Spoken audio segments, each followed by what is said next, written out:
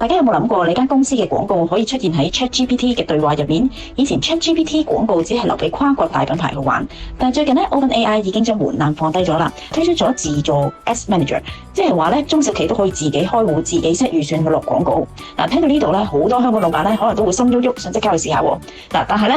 問題嚟啦。香港咧暫時未開放嘅，目前 ChatGPT 廣告咧只係開放咗俾美國、英國、加拿大、澳洲、紐西蘭、日本同埋南韓嘅廣告商。香港咧暫時未有份啦。不過我亦都知道，本身好多可能進攻緊美國、英國、加拿大、澳洲或者日本市場嘅人咧，其實都已經用緊 ChatGPT。咁你亦都可以考慮利用你嘅 VPN，然後去喺 ChatGPT 嗰度落廣告嘅。咁如果你係 target 緊香港嘅市場，又或者你唔想齋喺度等 ChatGPT 嘅話咧，其實咧好多其他 AI 嘅平台咧已經加入咗廣告嘅大戰場嘅啦。最容易入場嘅咧就會係 Google 嘅 AI Overviews 咧，其實入邊已經有廣告位噶啦。最正嘅咧就係只要你做 Google 廣告咧，你入邊做一個設定，咁系統咧就可以自動幫你爭取喺合適嘅 AI 版面嗰度出現噶啦，亦都唔使額外再申請嘅喎。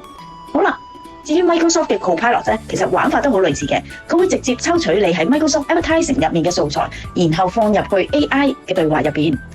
不過咧平台即係 AI 平台要賺錢，同時間又要保住大家對佢嘅信任喎，其實咧係一個好大嘅掙扎。就好似另一間好出名嘅 AI 搜尋器 Perplexity， 佢哋試過推廣告，但係為咗保持佢哋中立客觀嗰個招牌咧，最近佢哋就決定咗停晒所有嘅廣告測試啦。可想而知 AI 廣告嘅玩法咧，其實每一刻都喺度變緊嘅。咁作為香港嘅老闆，而家最應該做啲咩咧？就算 ChatGPT 廣告未嚟到香港，但係客人用 AI 揾資料做比較咧，其實而家已經進行緊㗎啦。所以你要做嘅準備咧，就係 GEO， 唔好等到開通晒所有嘢，你先至嚟開始執靚你嗰個網站啊 landing page 啊。